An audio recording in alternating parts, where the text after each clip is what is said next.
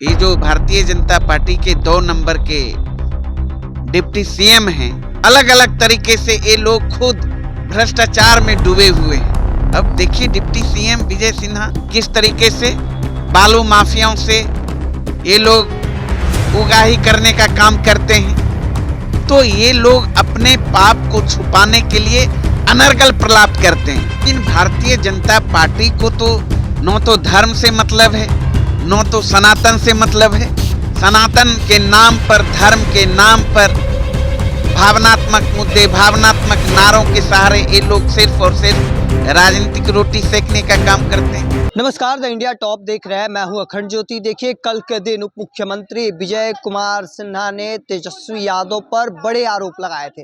अब इन सब चीज़ों को लेकर हम बातचीत करेंगे। हमारे साथ प्रवक्ता राजद के अरुण यादव। किस तरीके से देखते हैं कि उधर से विजय सिन्हा की ओर से आरोप लगाए गए हैं तेजस्वी यादव के ऊपर? देखिए, हमारे आदरणीय नेता तेजस्वी यादव जी का नाम लेकर उन्होंने अपने पाप को छुपाने का काम किया और यह 16-17 का मामला है। जो भी इसमें गड़बड़ियां हुई वो तो विभाग का मामला है।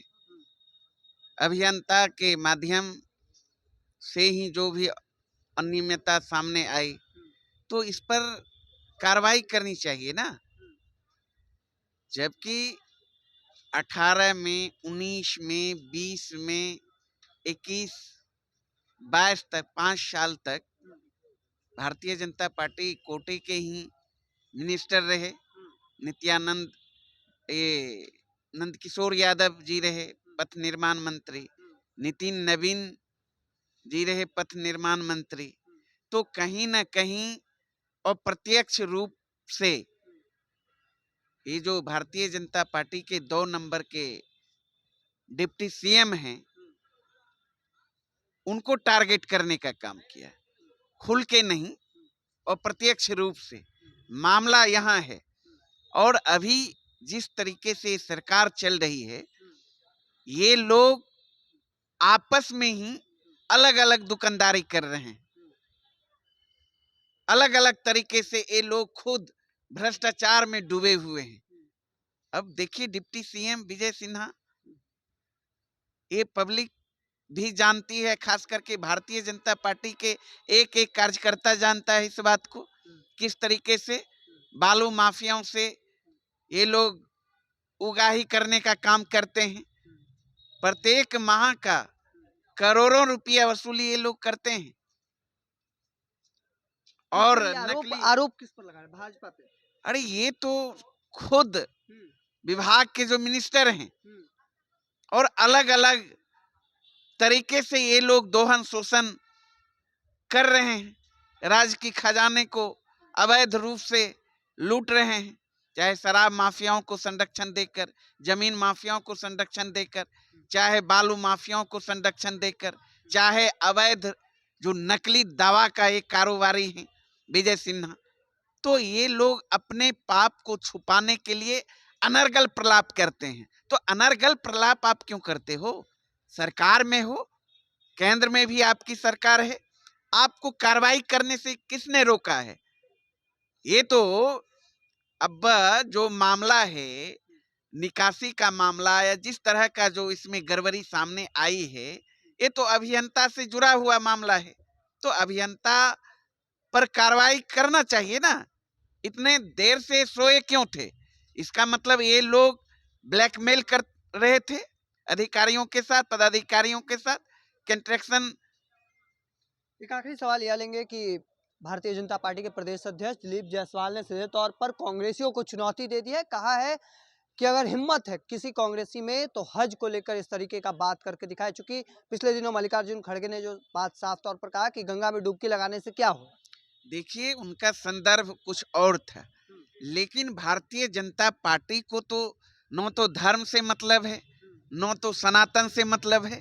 कहने को सिर्फ और सिर्फ सनातन के नाम पर, धर्म के नाम पर भावनात्मक मुद्दे, भावनात्मक नारों के सहारे ये लोग सिर्फ और सिर्फ राजनीतिक रोटी सेकने का काम करते हैं।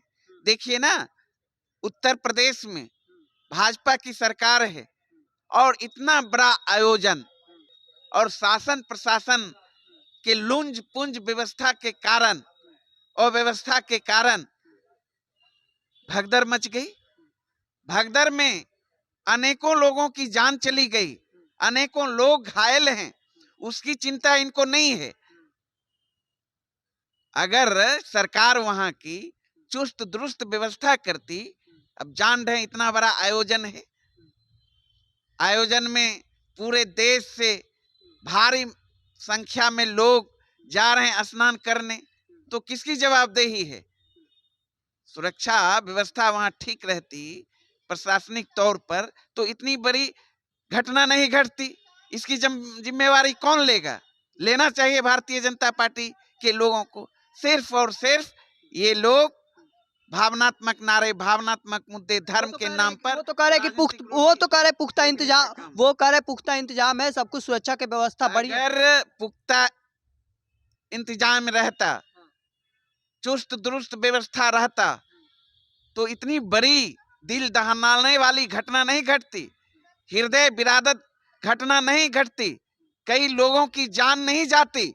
मैं आपके माध्यम से संवेदना व्यक्त करता हूं मृतक के परिजनों के प्रति, और मरने वालों को हम ईश्वर से प्रार्थना करते हैं कि उन्हें शांति प्रदान करे, और सरकार, वहां की सरकार मृतक के परिजनों को 50-50 लाख रुपया दे, और घायल जो श्रद्धालु हैं उनकी उचित इलाज हो, बेहतर ढंग से उसकी इलाज हो, और उन्हें भी 10-10 लाख रुपया दे। चलिए, हमारे साथ राजद के प्रवक्ता थे। सीधे तौर पर विजय सिन्हा जो आरोप लगाए हैं उन पर कहते नजर आ रहे हैं कि अपने पाप को छिपाने के लिए इस तरीके का आरोप लगाया गया है। देखिए, तमाम जो बातें कहते नजर आए थे, महाकुंभ में जो घटना सामने आई है उस पर भी उन्होंने बात रखा है। क्या कुछ कह रहे थे वह भी आपने सुना। तब तक के तमाम हर अपडेट को देखते रहने के लिए द इंडिया टॉप देखते रहे। धन्यवाद।